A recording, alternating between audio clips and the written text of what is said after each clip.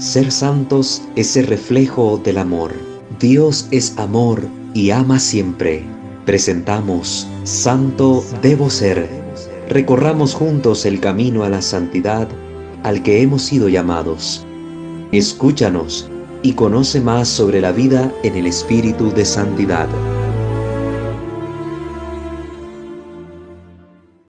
Sean bienvenidos, queridos hermanos, a una sesión más en la que estamos transmitiendo esta formación en el ámbito demonológico dentro de nuestro canal Santo Debo Ser.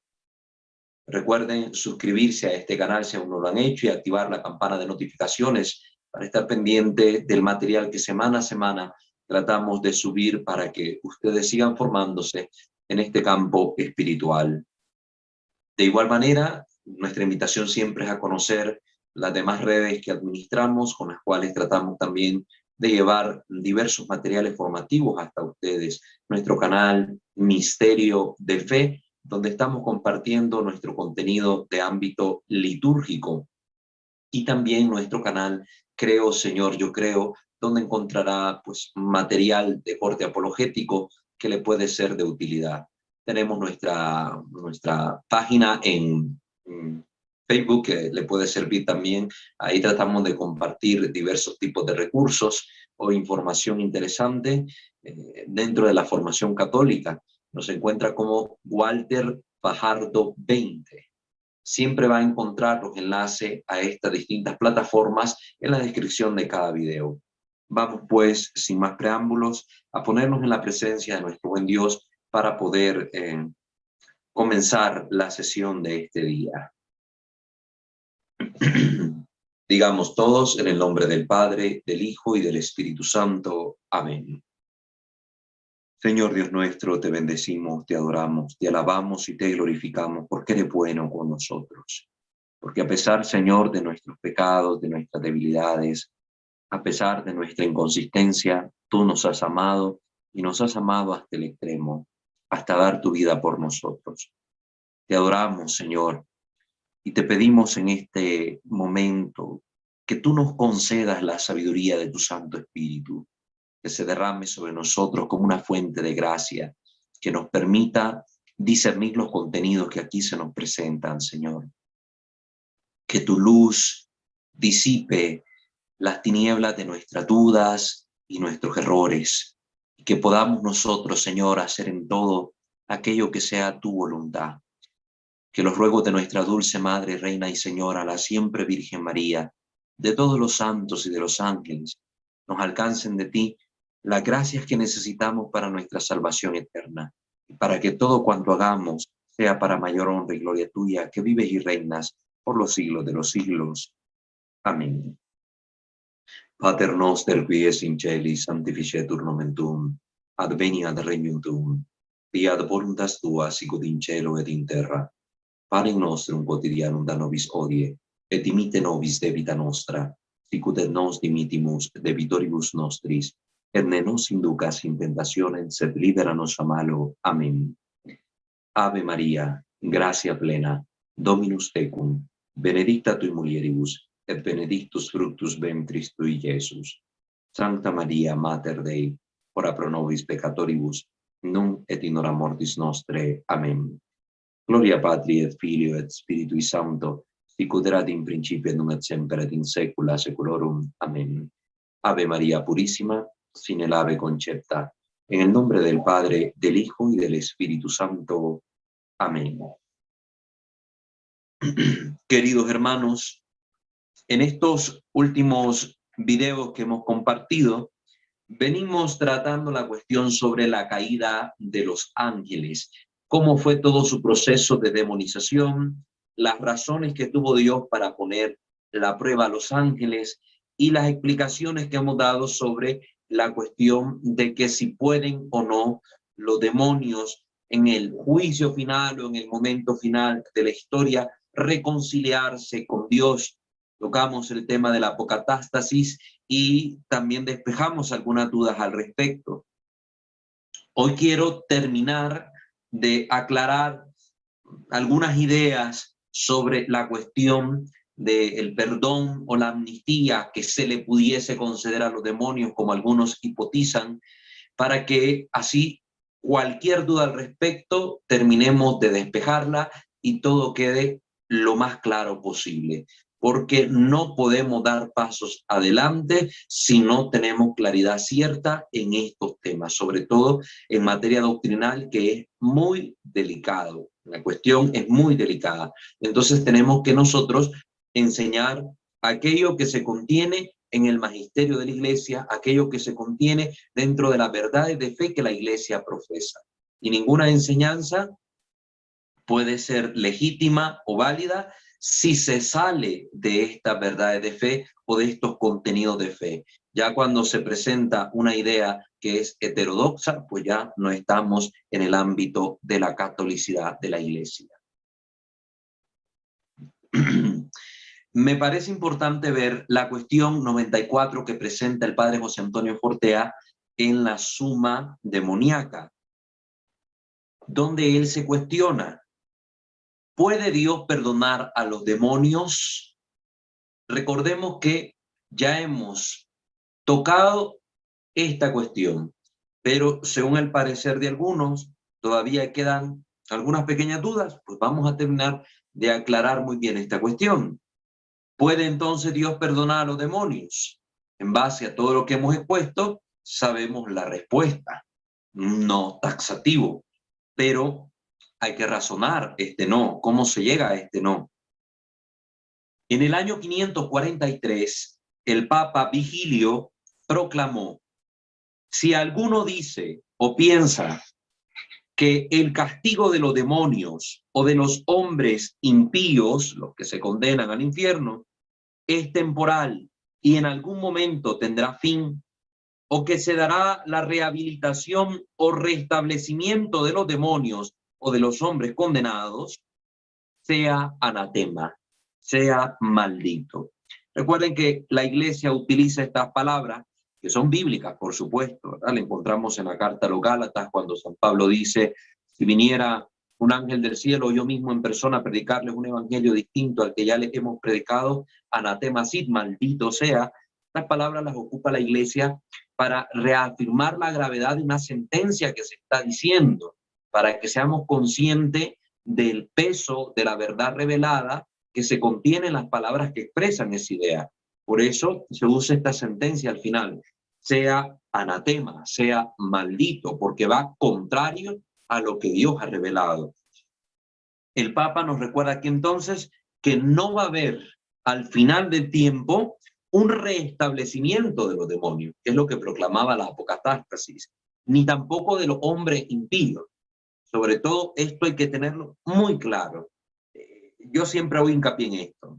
Hoy en día se predica una falsa misericordia de Dios que no permite ver también la justicia divina que debe aplicarse. Y en aras de una misericordia malentendida, se anula la divina justicia de nuestro Dios. Y eso no puede ser así. Dios es sumamente misericordioso, pero sumamente justo también. Y no es porque es sumamente misericordioso y bueno, entonces al final los demonios van a ser reconciliados con él. No, no, no. Quitémonos esa idea. Esta cita la podemos encontrar en el Dessinger, numeral 411, ¿verdad? Dios puede perdonar cualquier pecado, por grave que sea. Esto es verdad. Nosotros lo sabemos. Dios puede perdonar. Vuélvete a mí, aunque tus pecados sean rojos como escarlata, yo te haré blanquear como la nieve, dice el libro del profeta Isaías. Pero Dios no puede perdonar a un demonio. ¿Por qué? Porque Dios no puede perdonar a quien no se arrepiente de su pecado. Y recuerden que aquí está la clave, no en la imposibilidad que tiene Dios de perdonar ese pecado porque Él es omnipotente, sino en el cerrarse en esta actitud de no arrepentimiento que los demonios manifiestan ante el pecado cometido. Dios no puede perdonar a quien no se arrepiente de su pecado. Hacer tal cosa sería un desorden, iría contra el orden que Dios mismo ha establecido. y Dios no puede cometer desórdenes. Como se ve, el problema no está en el pecado, pues Dios lo puede perdonar todo, sino en la voluntad que quiere permanecer en un determinado pecado. Es la voluntad la que se ha fijado en una conducta contraria a lo que realmente Dios ha llamado a vivir. Dios no puede forzar la voluntad. Como se ha dicho antes, mucha gente piensa que Dios no debería ser tan severo y tendría que perdonar a los condenados.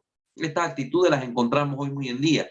Gente que, hay un dicho muy popular, más papistas que el Papa, y que quieren enseñarle a Dios cómo ser Dios y cómo hacer su trabajo. Esa es necedad y soberbia pura, de la más pura posible. Muy disfrazada, pero de la soberbia más pura que hay. Pretender enseñarle a Dios cómo ser Dios. Ocupar el lugar de Dios en última instancia. Pero por las razones que ya hemos expuesto, nos atrevemos a decir que el mismo Dios, que puede crear 1 millón de cosmos con solo quererlo, no puede perdonar a un solo demonio.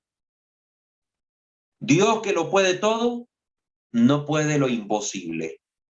Y es un imposible que Dios crea una voluntad libre, y es un imposible que Dios, que crea una voluntad libre, después la fuerce.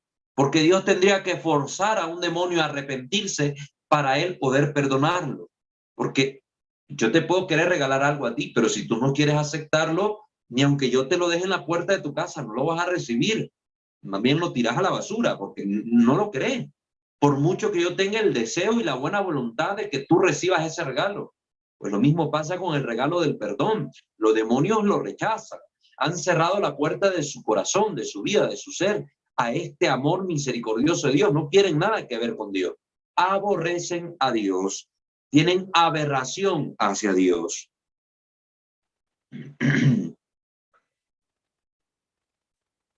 Terrible advertencia esta a los que traspasan la ley de Dios con toda tranquilidad una y otra vez. Esta es una advertencia que debemos tener presente, que Dios no puede forzar a la voluntad. Así que esta advertencia debe estar en la mente de todos aquellos que pecan una y otra vez y transgreden la ley divina diciéndose en su corazón, Dios al final me lo perdonará todo. Recuerden que esto está escrito también en Eclesiástico capítulo 5. No estés tan seguro del perdón de Dios mientras acumulas pecado tras pecado, mientras pecas sin cesar. Sí, porque Dios es cierto, tiene misericordia, pero también tiene ira, y el día de la ira perecerás, dice el Eclesiástico capítulo 5, o también llamado libro de Siracide. Los que obran de esa manera desconocen que hay un límite más allá del cual la misericordia de Dios se da la vuelta y abandona al pecador a la justicia. O dicho de otro modo más exacto, hay un límite más allá del cual el alma se endurece hasta tal punto que rechaza toda gracia. Y ahí, en ese punto, el Creador no puede hacer otra que dejarle seguir su camino a la criatura. El punto de no retorno que hablábamos cuando explicamos el proceso de demonización de los ángeles en los videos anteriores. Entonces, aquí está la razón. ¿Dios puede perdonar? Sí puede perdonar. ¿Los demonios quieren ser perdonados? No quieren ser perdonados. Y semejante a esta pregunta que aparece en la cuestión 94 de la Suma Demoníaca, nos presenta el padre Fortea también otras preguntas similares que tratan como de dejar lo más claro posible este asunto. Y hablamos de la cuestión 176 de la Suma. ¿No podría Dios amnistiar a los condenados al infierno como un acto de mera gracia?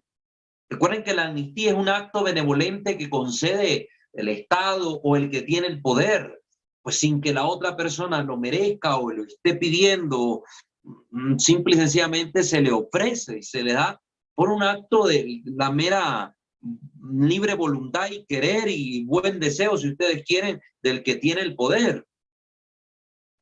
Entonces nos preguntamos, ¿no podría Dios, como un acto de suma bondad y de misericordia propia, simple y sencillamente hacerse de la vista gorda, taparse los ojos, los oídos y decir, aquí no pasó nada, el demonio, Luciferito no hizo nada, yo como si nada pasó y sigamos adelante? ¿No podría Dios hacer eso? Es una pregunta válida. Es una pregunta válida. La amnistía ya se ha dado. Escuchen bien esta respuesta y quiero que la analicemos. La amnistía ya se ha dado. El año de gracia del Señor ya ha sucedido. Ese año del jubileo que aparece en la Escritura, ese momento del jubileo en que se daba la libertad a los cautivos, se perdonaban las deudas, etcétera, que aparece en el Antiguo Testamento, ya aconteció. Hace 2000 años se concedió un año de redención, cuyos efectos se derraman sobre el pasado y el futuro. Los condenados son los que no han aceptado al final ni siquiera la amnistía. Es decir, cada ser humano al morir ha podido beneficiarse de los efectos de esa redención de sus culpas a través de las gracias que llevan al arrepentimiento. La amnistía es la que se dio en la cruz de Cristo. En la cruz, el Padre, en la cruz de su Hijo, el Padre perdonó las culpas de los pecadores, aniquiló el poder del pecado. En la cruz de su Hijo, Jesús ha vencido sobre los poderes de este mundo y ofrece los frutos de su redención a todos los hombres. Pero, aquí viene el pero, los frutos de la redención alcanzan a aquellos que quieren aceptar ese fruto. A quien lo rechaza, no lo fuerza Dios a aceptarlo. Dios le propone, le ofrece, pero no fuerza Dios a aceptar este fruto de su redención y de su gracia. Y esto lo dice muy bien el Evangelio y fue algo que se remarcó cuando en el papado de Benedicto XVI se mandó a corregir la manera en que estaba expresada la fórmula de consagración dentro de la misa, que en español antes se decía que es derramada por todos los hombres, ¿verdad? Este es el cáliz de mi sangre, sangre de la alianza nueva y eterna, que será derramada por ustedes y por todos. Ahora se nos muestra en consonancia con el texto bíblico lo que dice realmente el texto y lo que quiere dar a entender, que aunque la sangre de Cristo fue derramada por todos, realmente el texto dice por ustedes y por muchos, porque no todos van a aceptar ese acto redentor. Va a haber gente que lo rechaza. Entonces, aunque Cristo lo está haciendo por todos los hombres, va a encontrar rechazo. Va a encontrar rechazo. La amnistía no ha llegado entonces a los que no han pedido perdón, ni siquiera al recibir esa gracia de contrición que les mereció el Salvador con su dolorosa pasión. Y es que Jesús, incluso a los condenados, incluso a los muertos, les predicó la buena nueva del reino. Si nosotros nos vamos al catecismo de la Iglesia Católica, si nos vamos al catecismo, ustedes recordarán que nosotros dentro de los artículos de fe decimos, proclamamos con la fe bíblica y católica que Jesús descendió a los infiernos. Al tercer día resucita, pero en el lapso de haber muerto en la cruz y su resurrección, Jesús desciende a las regiones inferiores de la tierra. Así lo dice el catecismo. En el numeral 632, Jesús conoció la muerte como todos los hombres y se reunió con ellos en la morada de los muertos, pero ha descendido a la morada de los muertos como Salvador, proclamando la buena nueva a los espíritus que estaban ahí detenidos, como dice la primera carta de Pedro, capítulo 3, versículo 18 al 19. La Escritura llama infiernos, Sheol o Hades, como aparece en innumerables citas, a la morada de los muertos donde bajó Cristo después de muerto, porque los que se encontraban ahí estaban privados de la visión de Dios. Tal era en efecto, a la espera del Redentor, el estado de todos los muertos, malos o justos. Ese era el estado de todos. Estaban privados de la visión beatífica. Lo que no quiere decir que su suerte sea idéntica, como lo enseñaba el mismo Jesús en la parábola del pobre Lázaro recibido en el seno de Abraham. Ese seno de Abraham era otro estado, distinto al de los condenados. El seno de Abraham estaban en un estado donde los justos aguardaban al Mesías, mientras que los condenados estaban condenados tal cual. Son precisamente estas almas santas, los justos, que esperaban a su libertador en el seno de Abraham, a las que Jesucristo liberó cuando descendió a los infiernos. Jesús no bajó a los infiernos para liberar ahí a los condenados, lo dice la Iglesia en el Concilio de Roma en el año 745, ni para destruir el infierno de la condenación, tampoco para eso descendió, como lo dice el Dessinger, numeral 1011 y el 1077, sino que descendió para liberar a los justos que le habían precedido. Entonces, Jesús sí desciende a los infiernos y les predica la buena noticia tanto a los justos que esperaban la salvación como a los impíos, para que se dieran cuenta quién era él y a quién habían rechazado y lo que habían rechazado, el reino de los cielos. Tanto los unos como los otros escucharon la predicación de Cristo. Pero ¿qué pasó? Había un rechazo a la manifestación de Dios en Cristo, que se daba como un acto de amor, de entrega, y en el caso de los justos que aguardaban al Salvador, como un acto liberador que le daba acceso a la visión beatífica. En este caso de la salvación personal, la amnistía no podía ser algo meramente externo, algo de afuera, algo bonito, que bueno, el Estado ya un decreto, ya amnistía. Entonces Dios, que tiene el poder, un decreto por fuera y amnistía a los demonios. No, debía ser aceptada, porque el pecado no es algo externo, querido hermano, sino una deformación de la voluntad. Me ha encantado esta conceptualización que presenta aquí el padre Fortea sobre el pecado. El pecado no es algo externo, no es algo que queda fuera de uno, sino que es una deformación de la voluntad. Y la voluntad es algo propio, es inherente. Por ser yo un ser espiritual, yo tengo esta voluntad, libertad e inteligencia.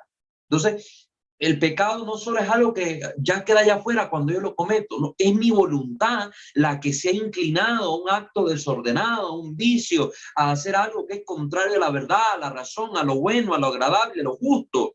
Entonces, el pecado es una deformación de la voluntad. La voluntad se va deformando cada vez que yo peco. Lo vimos en el proceso de endemonización, recuérdenlo. No se puede conceder entonces ese perdón de Dios, esa amnistía, si la voluntad no la acepta. El perdón de Dios requiere ser aceptado. Y es ahí donde está el problema con el demonio. El demonio no lo quiere. Se trata de una amnistía que requiere de aceptación para poder ser aplicada. Aunque la amnistía se ganó en un momento dado de la historia, sus efectos se aplican incluso a los que vivieron antes de Cristo. Efectos recibidos en forma de gracias al morir. Pero como se ha dicho, las gracias ganadas en la cruz deben ser aceptadas. Cuando Jesús predica a los que estaban muertos, les predica a los que estaban aguardando en el seno de Abraham, estos aceptan lo que Jesús les ha predicado, la buena noticia. Aceptan los efectos de su redención y son llevados a la presencia de Dios. La Biblia misma dice que Jesús predica a los muertos, y aquí me encanta esto que nos dice la primera carta de Pedro, y que también aparece en el capítulo 4, versículo 6, a los muertos se les ha proclamado la buena nueva, porque incluso con esto que dice la Escritura, destruimos las falsas enseñanzas, por ejemplo, de los testigos de Jehová. Dicen que cuando uno muere, hasta ahí nomás llegó. No hay supervivencia de la parte espiritual del ser humano. Muere el hombre completo, según ellos. Muerto está, aniquilado prácticamente. Y no, aquí no hace ver la Escritura que sí, pervive el Espíritu y que Jesús desciende a las regiones inferiores a predicar a los muertos la buena noticia del reino. Ahí está la Escritura. No sé qué habrán hecho los testigos de Jehová con esas citas, si las arrancaron de su Biblia o las cambiaron como suelen hacer las ediciones del Nuevo Mundo, pero ahí está en la Escritura. Y esta es fe divina y revelada. Algunos entonces no han aceptado las gracias ganadas en la cruz. Y no con un acto puntual, no la han aceptado, sino con una inamovible, con un estado inamovible de la voluntad. Un estado inamovible de la voluntad. La voluntad se ha fijado en esta actitud desordenada, en esta libre elección que ha hecho de algo contrario a lo que agrada a Dios, y ahí se ha fijado, y esta voluntad que es perenne, que se mantiene de esa forma, es la que rechaza en todo momento estas gracias del Redentor. Hay que considerar que son los demonios los que no quieren ver a Dios. El cielo no está rodeado de muros, hermanos. El cielo no es como la frontera de los países. Aquí, desgraciadamente, en este mundo terrenal, pues los países elevan grandes muros en las fronteras para evitar el paso de unos a otros, y tendrán sus diversas razones políticas, socioeconómicas, etcétera, las que sean, pero existen, es una realidad en nuestro mundo natural. Existen estos muros, estas fronteras, incluso entre nuestros mismos hogares y el mundo exterior. Construimos muros alrededor de nuestros hogares que separan allá afuera al mundo exterior y aquí adentro el mundo interior de nuestra familia, donde nos sentimos en un ambiente seguro. Construimos esa frontera. El cielo no tiene estos muros, no tiene estos muros. Recuerden que las imágenes bíblicas sobre el cielo y las palabras que se utilizan para describirlo tienen un sentido alegórico. Jesús mismo en las parábolas utilizó distintos símbolos, distintas alegorías para hablar del cielo. El reino de los cielos se parece a una perla con un tesoro escondido, se parece a esto, a lo otro, y así también se nos hablan de las puertas del cielo, de las llaves del reino de los cielos, y todas tienen un sentido profundamente simbólico, que no se quedan en el símbolo, sino que trascienden, es decir, van más allá a la esencia de lo que aquel símbolo representa. Entonces, el cielo no tiene muros, queridos hermanos. Los espíritus se trasladan a la velocidad del pensamiento, sin que un obstáculo pueda detenerlos. No hay muros en el cielo, que esto nos quede claro. El abismo que separa al cielo y al infierno es el abismo que hay en los espíritus réprobos, es decir, un abismo de odio. Es el odio el que separa al cielo del infierno. En el infierno están los que odian totalmente a Dios. Solo pueden desprender odio. Los demonios odian a Dios terriblemente. Un odio que no podemos nosotros ni siquiera imaginar en esta tierra. Lo odian. Y ese odio es el abismo entre el cielo y el infierno que los separa de Dios. Arrojar ese abismo de odio en medio de la presencia de Dios supondría como arrojar a un poseso en medio del agua bendita y ponerlo en contacto con un crucifijo bendecido. Ustedes han visto, y parece película, pero en la realidad de los exorcismos uno sí lo ha podido presenciar, que el demonio se retuerce terriblemente, como que el agua bendita que le cae encima fuera ácido. Si uno le tira agua normal a un demonio, se ríe en la cara de uno, como le dijo, como sale en uno de los testimonios que hemos leído acá, si no estoy mal, del padre Amor, ¿verdad? Que le dijo el demonio una vez a un sacerdote: con esa agua lávate el hocico, porque no era agua bendita y se la estaba asperjando al demonio. Con esa agua lávate el hocico, le dice el demonio, porque no le hacía nada, así tal cual. Pero cuando es agua bendita, es como que a uno le estuvieran arrojando ácido encima. Se revuelcan los endemoniados cuando los toca el crucifijo. Entonces, aquí en una forma análoga se está diciendo que arrojar ese abismo de odio en medio de la presencia de Dios supondría o equivaldría o sería como arrojar a un poseso en medio del agua bendita y ponerlo en contacto con el crucifijo bendecido. Hay un rechazo absoluto, una repelencia total. Son contrarios, como el agua y el aceite, no se mezclan. Sería como arrojar un témpano de hielo en el centro del sol. La amnistía se produjo ya, y sin embargo, ellos optaron, los demonios, por la oscuridad. Solo el propio yo puede autorreformarse con la ayuda de la gracia. Esto es evidente. Esto es lo que permite que se dé el proceso de conversión en las personas, que se van abriendo a la gracia de Dios, se van dejando iluminar por la gracia del Señor, que le llegue en su auxilio a través de consejos, de situaciones, de personas que se les presentan.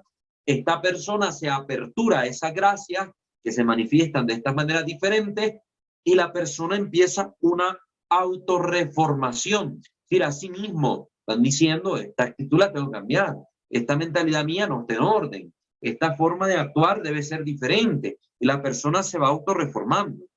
Sin embargo, el mal de esos seres personales no es como una perla dentro de una ostra, sino que es un modo de ser que traspasa todas sus potencias intelectuales y volitivas, configurando una persona, una personalidad, un yo propio e induplicable que les ha cerrado a esta acción de la gracia de Dios.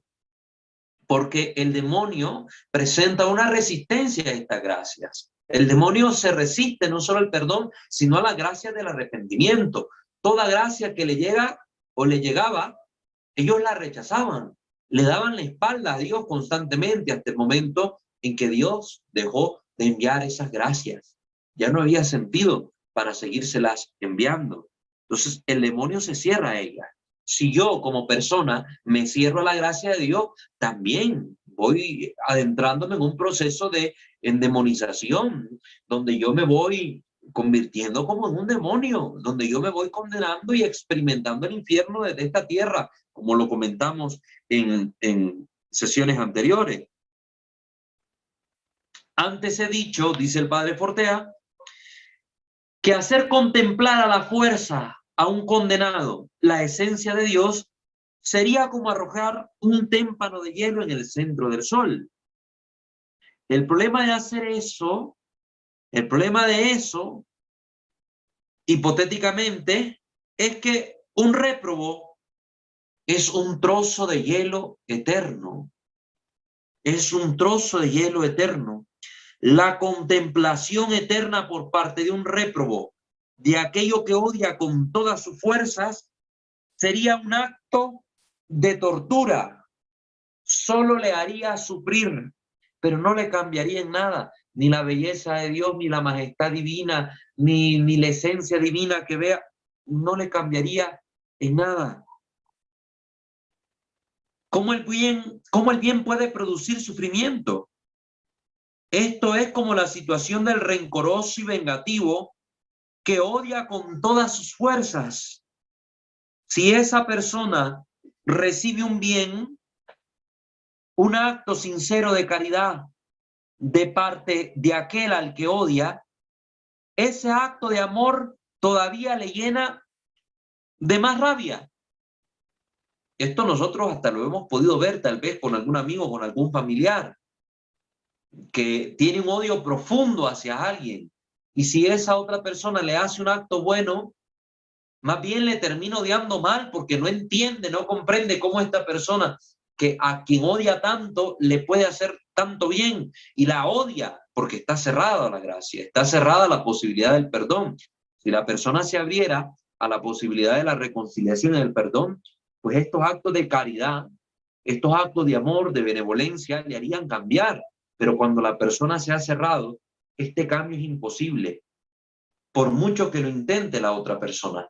Por muy bondadoso y heroico que sea ese acto, solo encontrará de parte del que odia, del que es rencoroso y vengativo, repulsión, desprecio. Más actos de amor no le harían cambiar, porque lo que ha de cambiar es un estado permanente y desordenado de su voluntad. Por tanto, ver la esencia de Dios sería para un demonio una tortura. sería como caer en medio del fuego del amor para los que ya solo son hielo eterno y desean seguir siendo ese hielo. Ese es el problema. La voluntad del demonio ya está fijada en una actitud de total rechazo. Entonces, con Dios no quiere nada que ver. A Dios no lo ama y el amor de Dios solo sería una tortura para el demonio.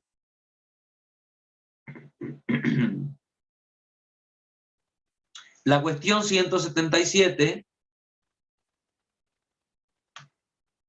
continúa y dice, ¿no podría Dios entonces acabar con la existencia de los condenados por un acto de su divina misericordia? Ya en la sesión pasada hablamos de que el solo hecho de existir es un acto de amor de Dios para la criatura. El solo hecho de hacerle existir y que el mantener a la existencia a un ser aún en el infierno es como la última huella de ese amor de Dios para con esa criatura. Y la criatura condenada lo sabe, especialmente los demonios, lo saben perfectamente. Y que para un demonio 1000 veces es más preferible el existir aún en la condenación que la no existencia, la nada. Aún eso es preferible. Entonces ahora respondamos a esta pregunta. ¿No podría Dios acabar con la existencia de los condenados por un acto de su divina misericordia?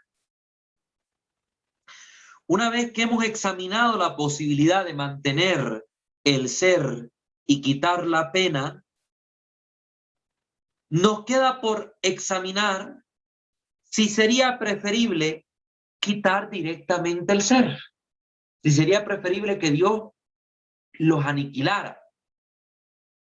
Por su omnipotencia, por su capacidad de poderlo todo, Dios podría hacerlo, podría aniquilarles el ser, pero por el amor que tiene, no lo hace.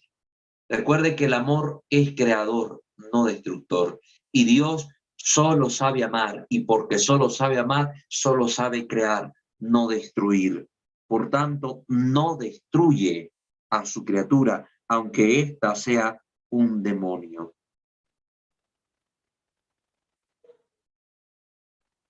Aunque solo sea un demonio. Alguien podría decir que es mejor dejar de sufrir que sufrir toda la eternidad, pero los condenados tampoco sufren de modo intenso en todos y cada uno de los momentos del Evo, el tiempo de los espíritus que ya hemos mencionado, en todos y cada uno de los actos de su voluntad y entendimiento. Sí que existe un sufrimiento continuo, como un sufrimiento sordo, proveniente del desorden de su ser, pero el sufrimiento más o menos intenso, procedente de los actos de su entender y su querer, experimentan altibajos y en ocasiones no sufren. En ocasiones no sufren o sufren menos, podemos decir, porque el sufrimiento en el infierno sí es un sufrimiento eterno.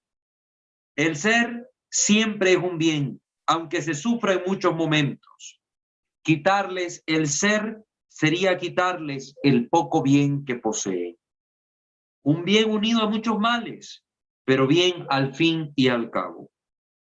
He dicho el poco bien que poseen los demonios, pero eso no es del todo exacto, porque existir siempre es un bien inmenso, dice el padre Fortea. El hecho de la existencia es un bien inconmensurable, que no podemos medirlo. Sin duda alguna, existir de un modo finito es un bien finito, pero un bien. Pero existir indefinidamente supone un bien infinito. Un bien finito en cada momento, pero infinito en su totalidad. Parece increíble, pero Dios concede un bien infinito en cantidad a los condenados. Por eso Dios no les quita lo poco que tienen. Esto es el ser. Dios no se los quita. Repito la idea.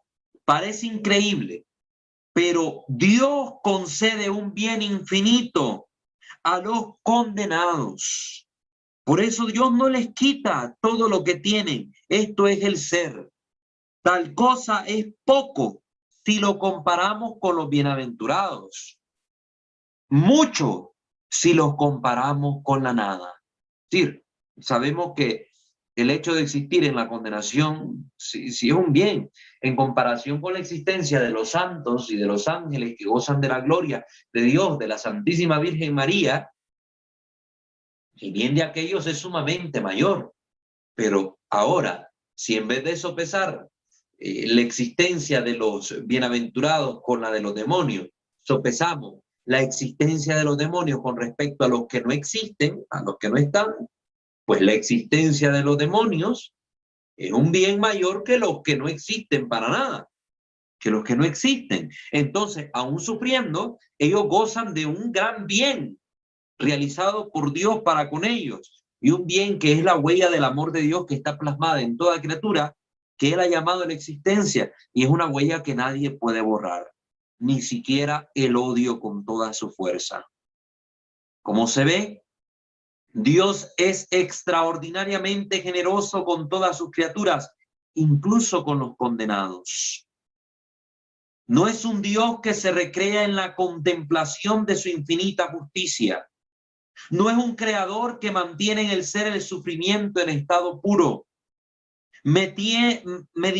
Meditémoslo y nos daremos cuenta de que un sufrimiento perfecto, constante y puro no valdría la pena ser mantenido en el ser.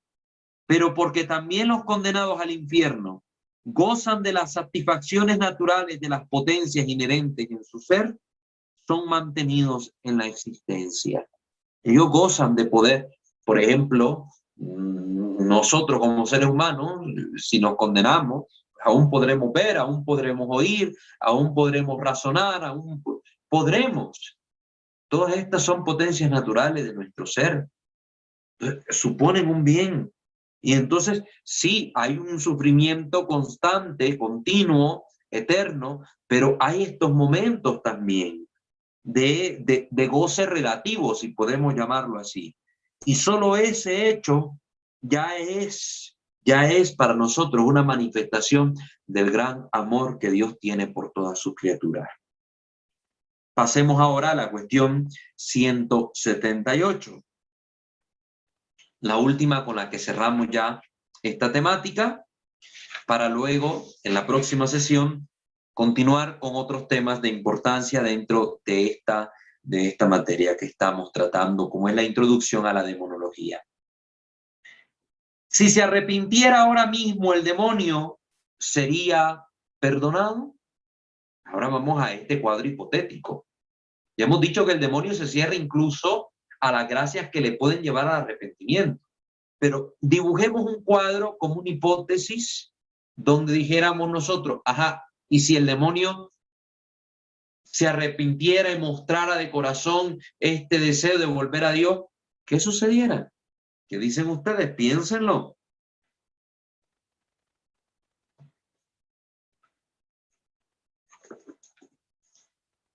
Si se arrepintiera ahora mismo el demonio, ¿sería perdonado? Sin duda que sí. ¿Por qué no podría ser perdonado? ¿Podría ser una intensa penitencia de millones de años para purificarse de su mal? Dios lo puede perdonar todo. No hay pecado que no pueda perdonar. Y aquí insistimos, el problema de la condenación es un problema de la voluntad, de la voluntad. La condenación es eterna porque la voluntad ya se ha determinado de forma eterna. La voluntad de los demonios ya se determinó eternamente de una forma contraria a lo que es el bien, a lo que es la bondad, a lo que es la verdad. Ya se inclinó totalmente hacia el mal. Por eso, habla el Redentor de un pecado entre todos los pecados que no puede ser perdonado y llamado como el pecado contra el Espíritu Santo. Y una vez que eso sucede, ya no hay marcha atrás. Y es absolutamente imposible esa marcha atrás porque Dios, después de muchos intentos, ya no sigue enviando más gracias para evitar que siga endureciéndose más y más su criatura en el mal. Si le siguiera enviando esas gracias, ellas le producirían un remordimiento, y cada vez que se resiste un remordimiento adecuado a la medida del endurecimiento que se ha de superar, se desciende a otro grado en el camino del mal. Cada vez que nosotros nos resistimos a esa gracia de arrepentimiento, a ese remordimiento, a esa voz de la conciencia que nos hace ver el mal que estamos cometiendo, pues vamos descendiendo cada vez más en el camino del mal, si lo podemos presentar de esta manera, como una escalera en descenso. Por eso Dios, cuando, por así decirlo, ya pierde la esperanza sobre el destino eterno de alguien, no sigue enviando más gracias, para evitar que siga descendiendo más y más en la escala del abismo. Ya está perdido, pues ahí está perdido. Pero no le voy a seguir insistiendo para que no se pierda más, para que no se vuelva peor. De manera que se puede aseverar con toda verdad que nada impide el arrepentimiento de cualquier demonio, por malo que sea, salvo su propia voluntad. Es la voluntad de estos seres condenados la que les impide el arrepentimiento. No es la gracia de Dios. No, la gracia ya les fue dada. Ellos la rechazaron. La amnistía les fue dada. Ellos la rechazaron. Pero también es cierto que nunca, jamás, por ninguna razón, ningún demonio ni alma condenada se arrepentirá. Y esto es verdad de fe ya establecido por la Iglesia. Quien sostenga lo contrario, como lo hemos escuchado del Papa Vigilio, anatema sit, maldito sea. ¿Por qué? Porque sin la gracia es imposible el más pequeño acto de arrepentimiento. Sin la gracia es imposible el más pequeño acto de arrepentimiento. Cuando usted y yo nos arrepentimos de nuestros pecados y sentimos ese deseo de confesarnos, es porque todavía estamos abiertos a la gracia de Dios. Y aún en medio de nuestro pecado degenerado, que pudiese ser del más terrible que ustedes se imaginen, aún el más mortal de los pecados posibles de cometer, si nosotros aún estamos abiertos a la gracia de Dios, podemos arrepentirnos. La gracia nos alcanzará el don del arrepentimiento. Pero si, aún cometiendo el pecado más leve y pequeño posible, nosotros nos cerráramos a la gracia de Dios, dijéramos que no, que ni siquiera eso lo consideramos pecado, porque así soy yo, y punto, pues no podríamos arrepentirnos, porque nos hemos cerrado a aquella virtud que nos permite a nosotros el poder convertirnos, el poder arrepentirnos. Los demonios no recibirán ya esa gracia, pues ya han tomado su decisión, se han cerrado. Como se ve, el círculo se cierra alrededor del infierno, que es cada espíritu maldito y condenado por la eternidad. Por eso no hay posibilidad de salvación para ningún demonio. Bueno, ya lo hemos explicado de distintas maneras, ya hablamos de amnistía, ya hablamos de que si Dios les concediera el perdón, ya hablamos de que si se diera el cuadro hipotético del arrepentimiento. Yo creo que con estas ideas expuestas de todas estas maneras, nosotros deberíamos tener claro que el demonio está condenado para siempre y que quien se va al infierno, este será también su destino. La condenación per in secula seculorum, hermanos, por los siglos de los siglos. Ahí no hay nada más que decir y que añadir que esa verdad que hemos profundizado. Muy bien. Queridos hermanos, pues hasta aquí vamos a dejar la sesión del día de hoy, con la que quería concluir estas ideas y estas preguntas que podían seguirse presentando por ahí, para que ya, después de haber tenido claro lo que es la condenación de los ángeles, podamos ahora seguir profundizando el resto de las temáticas que tienen que ver con esta materia y que seguramente a ustedes les resultarán interesantes, sobre todo pues ver los casos de posesión, ver el por qué se dan estas situaciones, etcétera. Yo creo que ustedes querrán seguir profundizando esas temáticas y pues acá tendremos la oportunidad de hacerlo, pero ya dejamos en claro por lo menos esta parte para que despejásemos cualquier duda, sobre todo porque incluso en internet se encuentran ahí unos pseudos místicos de estos tiempos y proclamadores de falsas visiones donde aseguran que el demonio al final se va a arrepentir o que al final Dios va a perdonarlos a todos los demonios y ahí va a aniquilar el infierno, etcétera. Entonces, para ponernos en alerta también respecto a esas falsas profecías, visiones y misticismos o pseudomísticos que andan por ahí, para que así no caigamos en esa trampa por ignorancia de la doctrina. Ya conocemos la doctrina, insistimos hasta el cansancio en ella, no tenemos nosotros que darle lugar a ninguna duda en nuestra mente sobre este punto. Muy bien, recuerden suscribirse a este canal y activar la campana de notificaciones si no lo han hecho. Santo debo ser. Visitar nuestras otras dos plataformas, Misterio de Fe con Y, Misterio de Fe, la primera ahí, donde compartimos el contenido litúrgico, Creo Señor Yo Creo, donde está el contenido doctrinal, apologético, y nuestra fanpage en Facebook, @WalterFajardo20, para que ustedes puedan formar parte de nuestra comunidad formativa y evangelizadora. Muy bien, vamos ahora a abrir los micrófonos por si alguno de los que está conectado en el en vivo, en Zoom, o incluso si alguien de YouTube tiene algún comentario, pues nos lo hagan saber. Así que la participación ahora, el micrófono se lo cedemos a ustedes.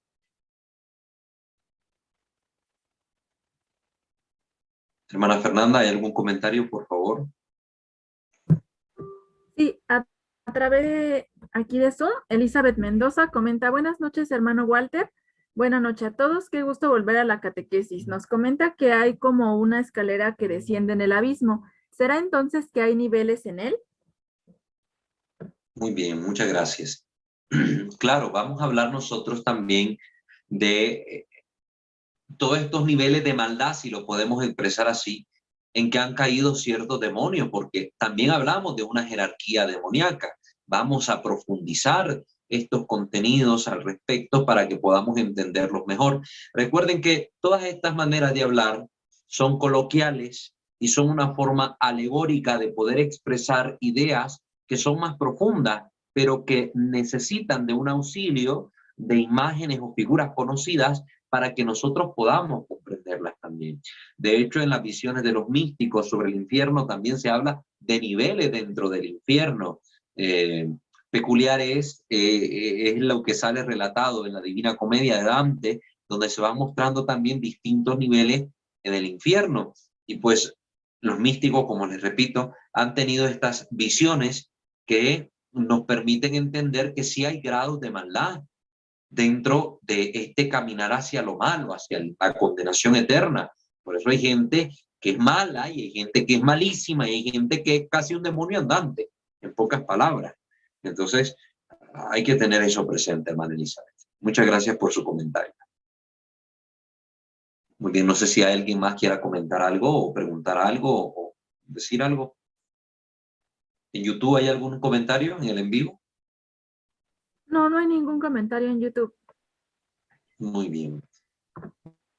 Acá de los hermanos que están conectados en el en vivo en Zoom, si quieren decir algo. Pues buenas noches, Marcos de Nicaragua. Pues solo un pequeño comentario. Lo que pasa es que en ocasiones he escuchado a sacerdotes, incluso sacerdotes, diciendo que el Evangelio es una obra y que Dios no se molesta ni tampoco se alegra. Es una obra literaria. Y hago este comentario porque al inicio hablaste de Siracias, donde dice que no estés seguro de que va a ser perdonado y sigues acumulando pecado. Y en esa misma línea, otro sacerdote que también estuve presente, pues incluso habló de que no existía nada, pues no sé, obviamente al final de la misa lo abordé y incluso se molestó conmigo porque a veces no puedo decir las cosas con sonrisa, entonces, pero sí he escuchado a un par de sacerdotes así abiertamente decir que la Biblia es una obra de arte y que lo que está ahí pues no existe. Eso era pues básicamente, pero a veces no quisiera comentarlo para no caer en lo mismo, pero sí a veces te asusta y si no tuvieras una fe un poquito crecida, pues es muy complicado porque un sacerdote te puede desviar, pues, te puede desviar del camino. Sí, muchas gracias. Gracias por tu comentario. Es muy importante tener esto presente, sobre todo ahorita que estamos hablando de una temática tan espiritual, literalmente espiritual, y que se sitúa en un plano donde todavía se hace más difícil de comprender, porque hablamos de realidades que no son cotidianas, que no se ven siempre o que no se han experimentado nunca en la vida de algunas personas. Entonces, la cuestión de la existencia de los ángeles, de los demonios, incluso de Dios. Hay gente que te toma, como está expresando Marco, la escritura como un libro de cuentos que te narra una historia ficticia y que se originó en el corazón de un pueblo para explicar su entorno, su vida, su comunidad, etcétera, pero que realmente no existe Dios, no existen estas cosas. Lamentable situación. Lamentable situación, sobre todo cuando estas palabras son expresadas por sacerdotes y que confunden a la gente. Hoy hemos visto entrar en la iglesia una actitud un poco intelectualista sobre la fe, donde se trata de racionalizar todas las verdades de fe a tal punto de querer hacer entendible todas estas cuestiones, pero para hacerlo se le despoja de las verdades de fe que ellas contienen, de las verdades reveladas que ellas contienen. Y entonces ahí es donde la persona que no ha caminado por el camino que nosotros hemos llevado en la iglesia, cuando escuchan este tipo de prédicas, pues se asombran, se asustan y se van, porque tal vez ellos han tenido una experiencia personal interior de Dios y aquí vienen y te le despojan de todo esto místico, de todo esto espiritual, de todo esto grandioso que te supera como persona y te lo reducen a puras explicaciones racionales donde todo está en tu mente o todo es producto de las hormonas, producto de acciones bioquímicas, etcétera, en tu cabeza y que imaginación, etcétera, y todo lo que vos querrás. Es lamentable, es lamentable. Se nos olvida que dentro de la fe hay un gran ámbito que es el misterio y que ante el misterio uno solo puede quedar absorto y contemplarlo.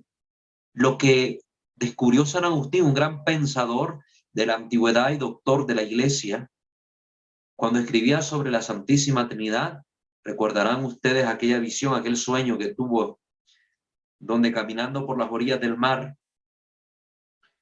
se encuentra con un niño haciendo un agujero en la playa y con una conchita ir a traer agua del océano y echarlo repetidas veces esa agua en el hoyito que había excavado. Y le preguntaba a Agustín, ¿qué haces, niño?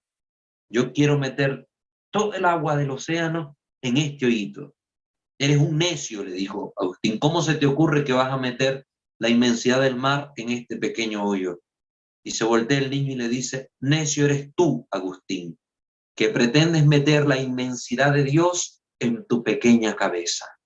Entonces, esto se le ha olvidado a estos intelectuales de nuestro presente, de nuestro hoy en la iglesia, que quieren racionalizarlo todo y desacreditan esta parte de la fe.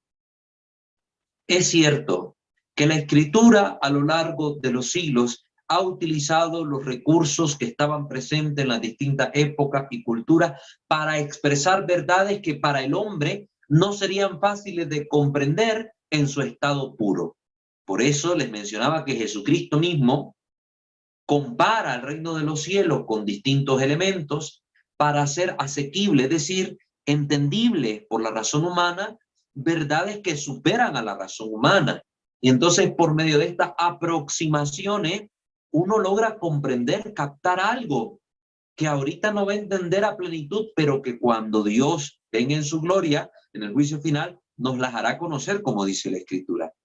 Entonces, en la Biblia sí encontramos, por ejemplo, algo que mencionaba Marcos, que Dios se enoja, no se enoja, esto se llama antropomorfismo, que son recursos literarios con los que se trata de ponerle a Dios, por así decirlo, expresiones o actitudes o comportamientos muy humanos para entender a este ser divino, para lograr entender algo de lo que nos está revelando, de lo que nos está queriendo decir.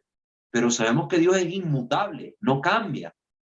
No puede enojarse y alegrarse, no cambia, es inmutable. Pero en la Escritura se nos expresan ciertos episodios con rasgos muy humanos puestos en Dios para lograr nosotros entenderlo. Somos nosotros los que tenemos la deficiencia, los que tenemos la necesidad de poder hacer uso de estos recursos para comprender estas verdades. Y Dios se abaja, deja que el hombre lo haga para que lo pueda comprender y acercarse a él. Vemos por eso la Escritura narrándonos que Jesús se hizo en todo igual a los hombres, menos en el pecado, para hacerse un Dios cercano, para hacerse un Dios que lo experimentáramos como cercano, no porque no lo fuera, ya lo era, pero nosotros no lo experimentábamos así. Entonces Él desciende, se abaja, se encarna, para que nosotros podamos tocarlo y ahora incluso hasta comerlo en la Eucaristía. Entonces, esto no lo olvidemos. No podemos nosotros racionalizar todas las verdades de fe.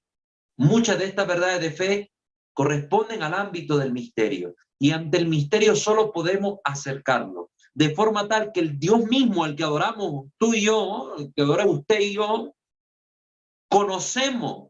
Es más lo que desconocemos de Dios que lo que conocemos de Él. Porque Dios es un misterio y un misterio es inabarcable para el hombre. Un misterio es inabarcable para el hombre. Si nosotros lo entendiéramos todo, deja de ser misterio.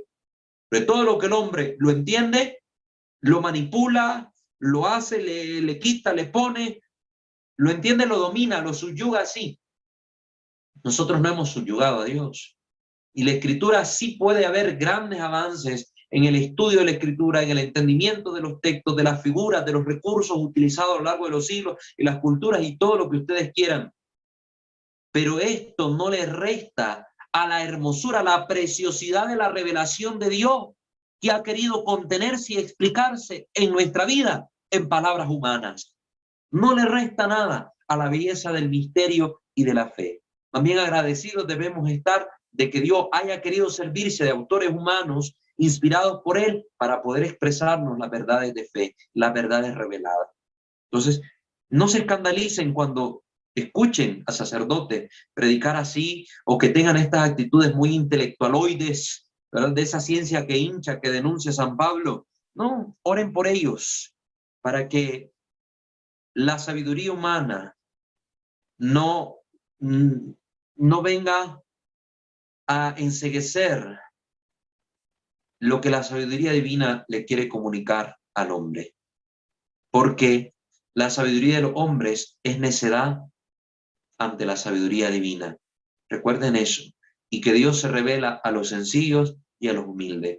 Por eso Dios hasta en esto nos ha dado grandes lecciones. Que en vez de escoger grandes teólogos para dar estos mensajes tan profundos a la humanidad a través de las visiones marianas, por ejemplo, ha escogido a personas sencillas y humildes, pastorcitos, campesinos, inditos, para poder transmitirnos estos mensajes. Porque si lo hubiera recibido tal vez un gran teólogo cabezón, quién sabe qué hubiera dicho. Si hubiera ido a internar a un psiquiatra y hubiera dicho que estaba loco por estar teniendo esas visiones de parte del Señor. Cuando se es muy intelectual sin humildad, se cae en esos extremos. Pero si se es muy intelectual con humildad, tendremos en la iglesia otro Santo Tomás de Aquino, se los puedo asegurar. Bueno, muchas gracias, Marco, por tu comentario. Muy enriquecedor. No sé si alguien más haya comentado algo, hermana Fer. Gracias. Sí, claro, Fer. Carolina Sánchez comenta aquí en el chat de Zoom. Buenas noches, todo lo entendí muy bien. Muchas gracias desde Costa Rica. Hermana Carolina, claro que sí, un placer que haya estado con nosotros también. Que Dios la bendiga abundantemente y Dios primero pueda acompañarnos siempre en las distintas sesiones que estamos llevando a cabo. ¿En YouTube no lograron poner nada? No, en YouTube no hay comentarios. Muy bien, ahora sí la gente de YouTube ha estado bien apagada. Han participado más en Zoom. Bueno, de los que están acá en Zoom, ¿alguien más tiene algún comentario o algo que expresar? Yo quiero... ¿Le escuchamos? Alguien dijo yo quiero decir algo, pero no logré entender.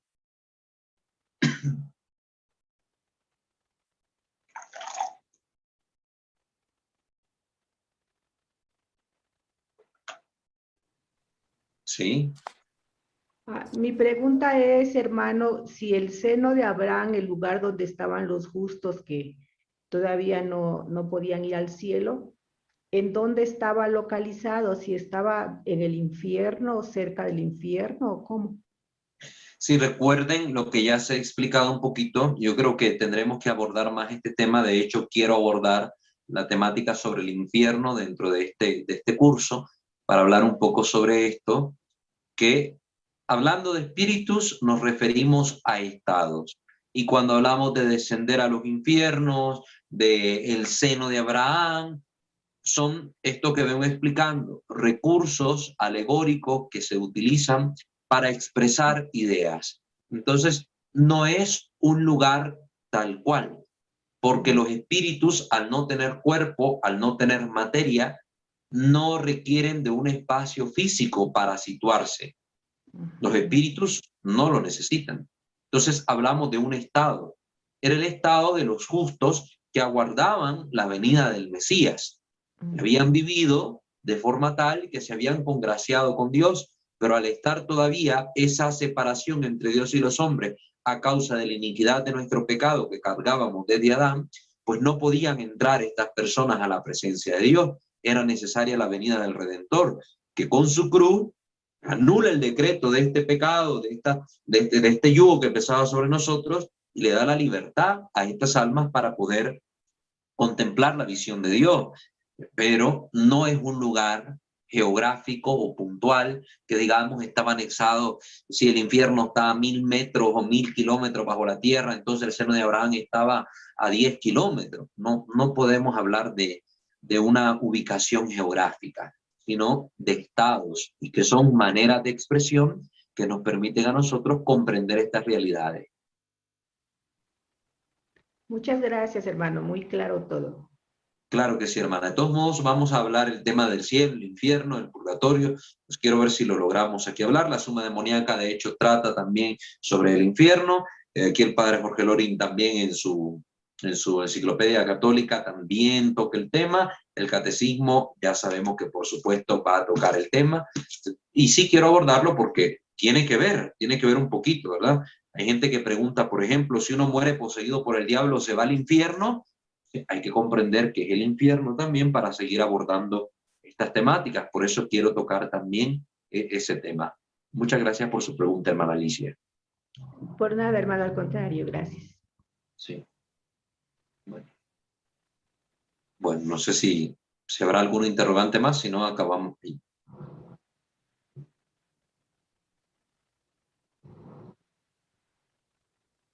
Bueno, vamos entonces a ponernos en la presencia de nuestro buen Dios para terminar la sesión de hoy. En el nombre del Padre, del Hijo y del Espíritu Santo. Amén. Señor Dios nuestro, te bendecimos, te adoramos, te glorificamos. Te agradecemos, Padre Celestial, por habernos permitido vivir este momento de formación junto a ti, por haber enviado sobre nosotros las luces de tu Santo Espíritu, que nos guían, nos auxilian y nos permiten ir comprendiendo cada vez más un poquito de estas verdades que tú nos has querido revelar a través de tu santa palabra y la Santa Iglesia en su magisterio.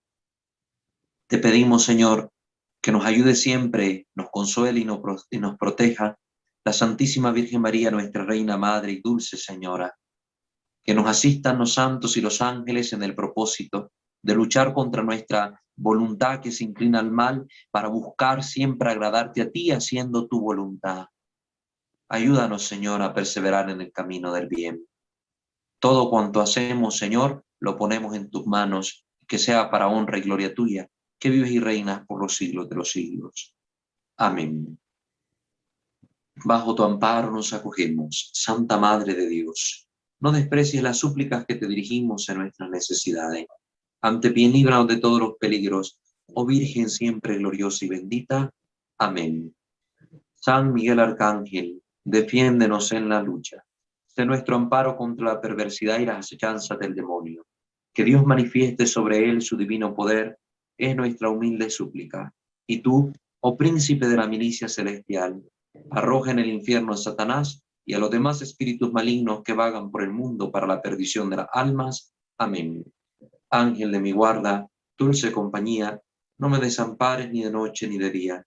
No me dejes solo, que sin ti me perdería. En la hora de mi muerte llévame feliz a los brazos de Jesús, José y María.